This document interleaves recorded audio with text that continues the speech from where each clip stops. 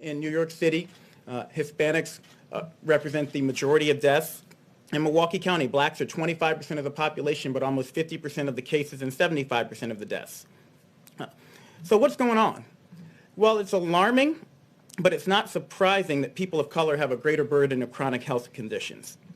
African Americans and Native Americans develop high blood pressure at much younger ages. It's less likely to be under control and does greater harm to their organs.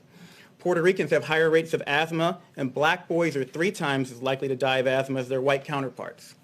As a matter of fact, I've been carrying around an inhaler in my pocket for 40 years out of fear of having a fatal asthma attack. And I hope that showing you this inhaler shows little kids with asthma all across the country that they can grow up to be Surgeon General one day.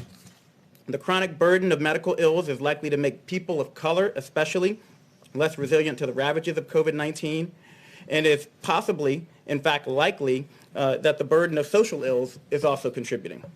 But let me be crystal clear. We do not think people of color are biologically or genetically predisposed to get COVID-19. There is nothing inherently wrong with you, but they are socially predisposed to coronavirus exposure and to have a higher incidence of the very diseases that put you at risk for severe complications of coronavirus. Stay at home if possible.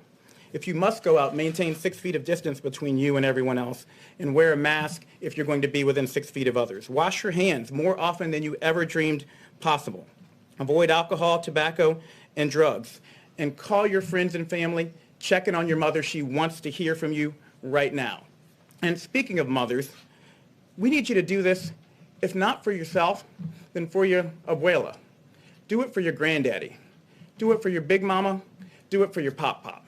We need you to understand, especially in communities of color, we need you to step up and help stop the spread so that we can protect those who are most vulnerable.